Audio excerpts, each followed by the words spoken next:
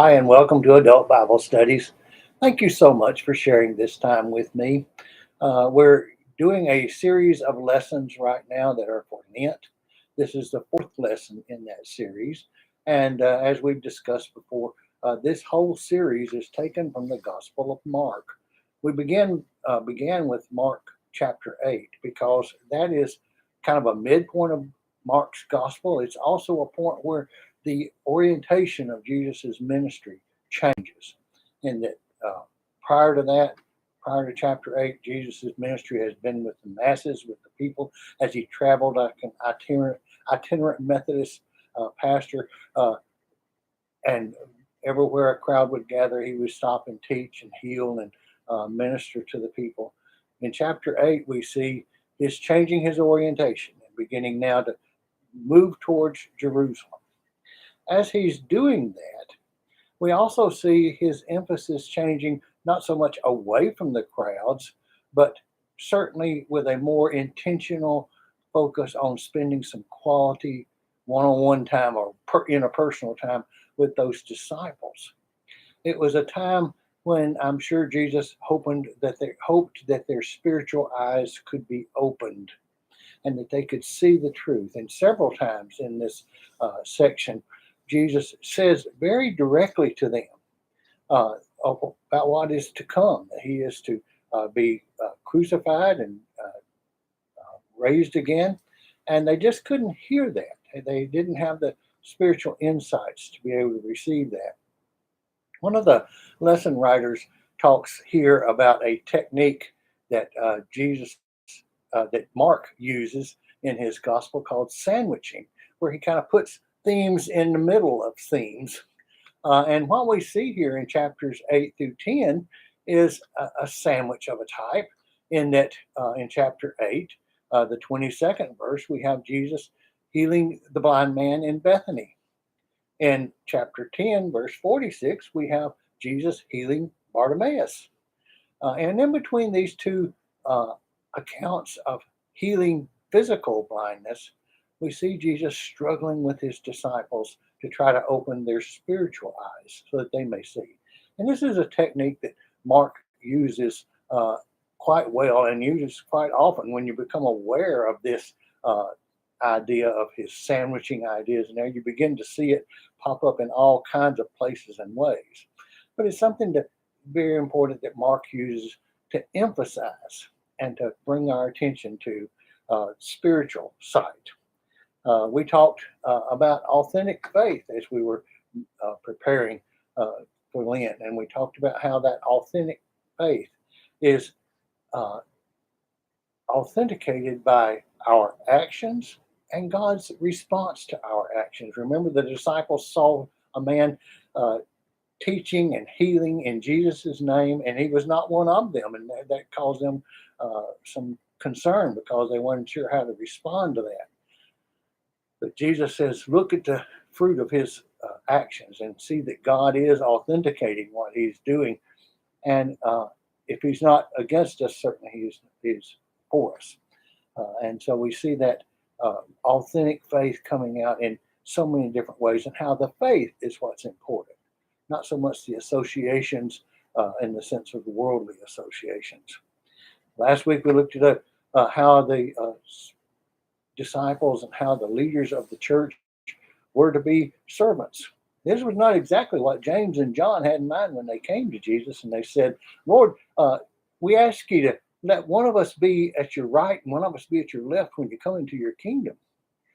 They were talking about pecking order. They were talking about status, prestige, authority. And Jesus told them, if you're to be the leader, you must be willing to be the servant. And certainly Jesus had exemplified this in every way, in all the things that he's done as he served the masses as they came to him for healing and to hear his ministry, his message. And the disciples still, they weren't getting it. They were still thinking about it in a worldly sense and in a human kind of sense. And this idea of the leader being the servant rather than the leader being served was kind of a new idea for them. When we move ahead, And today into chapter 11. Uh, between James and John and their request of Jesus and his talking about the servant leader, we have the account of the healing of Bartimaeus. We have the account of Jesus' triumphal entry into Jerusalem. And these are certainly things that we can see as part of Mark's theme as he's moving us towards the Easter story. And he's bringing things, showing us how things come together and work together. Here on the first day in Jerusalem, Jesus enters the city. He enters on that coat of a donkey and comes in a symbolic kind of way, representing the King of Peace. He goes to the temple that day, but it's late in the day, and we're told, Mark says that Jesus and his disciples didn't stay very long. They withdrew to Bethany, and there they spent the night. That's where our passage for today picks up. Mark chapter 11, verse 12. Let's hear together these first few verses. The next day, after leaving Bethany, Jesus and his disciples went to Bethany to spend the night. Jesus was hungry. From far away, he noticed a fig tree in leaf. So he went to see if he could find anything on it. When he came to it, he found nothing except leaves, since it wasn't the season for figs. So he said to it, "No one will ever again eat your fruit." His disciples heard this. This is one of the reasons why I mentioned this idea of sandwiching, because this section of scripture is a good example of that sandwiching, putting a theme within a theme. And here we have the fig tree. The prophets of old often referred to Israel as a tree, as a fig tree. And when it blossomed and brought forth fruit, it was a sign of God's blessing. When it withered, or when it was being strangled by drought or that sort of thing and didn't bear much fruit, it was a sign of God's cursing or God's judgment. And here we have that same kind of figurative language again. We're so prone in our day to read everything literally, and perhaps it was literal. Perhaps there was a fig tree. Perhaps it did have leaves on it, but not fruit. But we're also told that Jesus was insightful. He understood this wasn't the right time to be coming to get figs. And yet he still projected this sense of expectation that it was not being fulfilled. You're not living up to your purpose. He moves from there on into the temple. And while this is not part of our focal verses for today, it's that sandwich. It's that middle part. Jesus goes to the temple. And there in the temple, he sees the money changers and the people who are selling animals for sacrifice and that sort of thing. He sees how it's become a commercial kind of thing and a greedy, get rich kind of thing. He sees how the people who are doing this have taken up residence in the court of the Gentiles. And so the Gentiles had no place to come to in the temple where they could pray, where it was okay for them to be. And so they were being, by doing this, they were excluding people from the temple. And of course, this kind of exclusion and that sort of thing really didn't fit with Jesus very well at all. And he overturns the tables, and he lets them know quite clearly that this is not appropriate to be done in God's house. We're told that at that point is where the scribes and the Pharisees and the other religious leaders hardened their hearts in the sense of being set against Jesus and actively starting to plot his death. Jesus coming together there in the temple. And then you have Jesus returning. Here in verse 22, returning to Bethany, returning to that fig tree. He says, early in the morning, Jesus and his disciples were walking along. They saw the fig tree withered from the root up. Peter remembered and said to Jesus, Rabbi, look how the fig tree you cursed has dried up. Here's that sandwiching again. Fig tree, temple, fig tree. Temple being the representative of the old system, the old covenant, twisted in the middle there, the idea of living up to your potential and not being fruitful. The temple was not being fruitful. It was not living up to its potential. It was becoming an exclusionary kind of thing. And because of that, Jesus had to respond in a negative disciplinary sort of way to try to clean things up a little bit and to bring attention to how inappropriate what was going on was. Excuse me. Jesus is helping his disciples and others come to the sense that the temple has failed. The temple is not serving its purpose, and it's time for a new covenant, the new covenant in his blood. He understands that. The disciples will gain insight and understanding of that, but at this time, they're still not sure about that. They still don't understand. And then we go on after Peter makes his comment of acknowledgement of the symbol of the tree withering. Jesus responded to them, we're told in verse 22. Have faith in God. I assure you that whoever says to this mountain, be lifted up and thrown into the sea, and doesn't waver, but believes that what is said will really happen, it will happen. Therefore, I say to you, whatever you pray and ask for, believe that you will receive it, and it will be so for you. And whenever you stand up to pray, if you have something against anyone, forgive, so that your Father in heaven may forgive you your wrongdoings.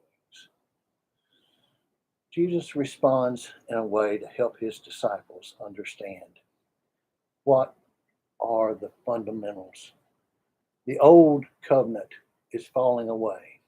The new covenant is coming into being. What are the things that are most important? First of all, faith. Have faith in God. He just says it straight out. No hemming-hawing around here. Have faith in God. Put your faith, your trust in God, not in man, not in this temple, not in the rituals and all the other things that are a part of that. Keep your faith focused firmly upon God and know that it is God who is the source of all things. One of the lesson writers talks about visiting a Sunday school class of second graders in his church and talking to them about the idea of why God doesn't seem to answer our prayers. And he's talking about how insightful children can be.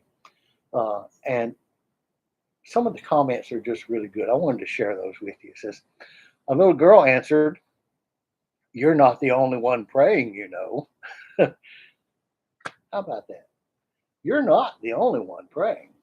And so to assume that you're the only one who's asking God for something is kind of ridiculous to start with. And to know that someone may be praying for just the opposite of what we're praying for. And God has to balance that in love and in grace and in faithfulness and in accordance to his will. It says another child chimed in and says, clocks work differently in heaven. In heaven, time flies by, while for us, it goes slow. Sometimes God chooses to answer our prayer according to his timetable, not according to ours. Prayer is not magic words. It's not something that just makes abracadabra and things happen. It's according to God's will and turning it over to God and allowing God in his wisdom and his understanding to respond to that prayer. He promises us, he hears our prayers and he responds to those prayers. He responds in accordance with the best things for us. And perhaps that's what the last child's response speaks to so clearly. He says here, his favorite of many good thought-provoking responses was this one. Sometimes God waits for a spell because he knows you're going to change your mind as soon as he does what you ask him to do. Oh my, bingo, right on target. Sometimes God waits a spell because he knows really in our heart of hearts, we didn't know what we were asking for, or we didn't think it through. We didn't think about all the repercussions of that. Kind of like James and John standing before Jesus and asking to be on his right and his left, and Jesus saying, "You don't know what you're asking." Uh, Sometimes we don't know what we're asking. And that's part of what Jesus is emphasizing here to his disciples when he says, having that sense of uh, faith in God that allows him to make that decision and to understand. Uh, the lesson writer in the student's book does a wonderful job of talking about listening in prayer. What a wonderful idea. Listening. Prayer is not just about us spilling the beans to God. God understands what we need, and he understands what's on our heart and in our minds. Sometimes in prayer, the most important thing can be to listen and to let God help us decide what really are those most important things that we need to pray about and that we need to be focused on.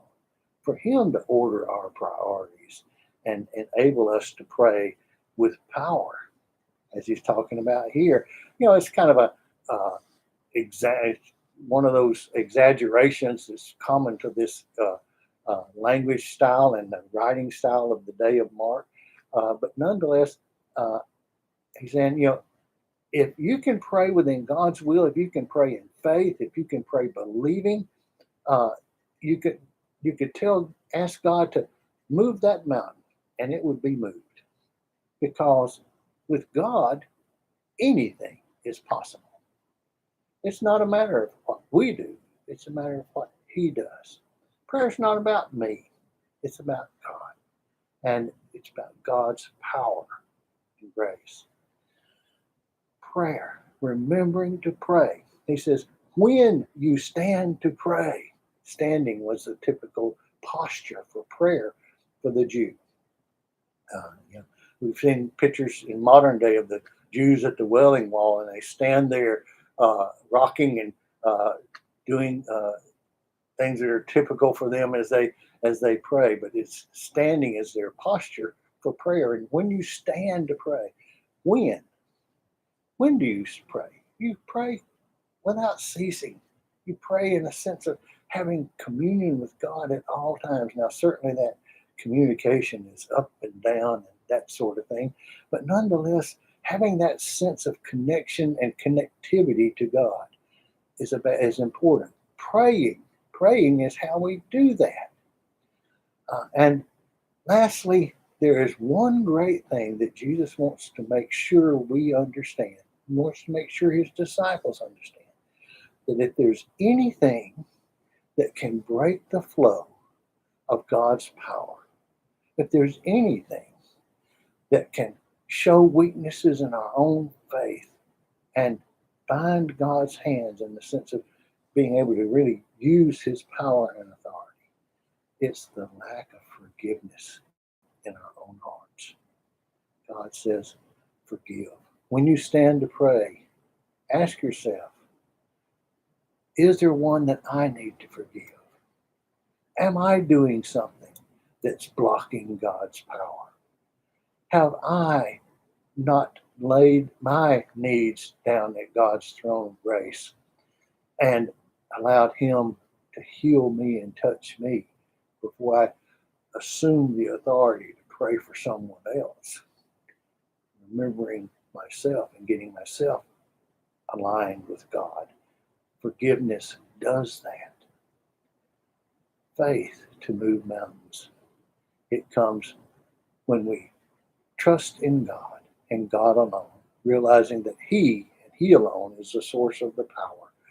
When we pray and we seek His guidance and direction and communion every day, and we check our own hearts and lives to be sure that we are not doing anything such as fostering evil or fostering hard thoughts against one another that would block God from being able to respond as he would choose to do, and as he's certainly capable of doing.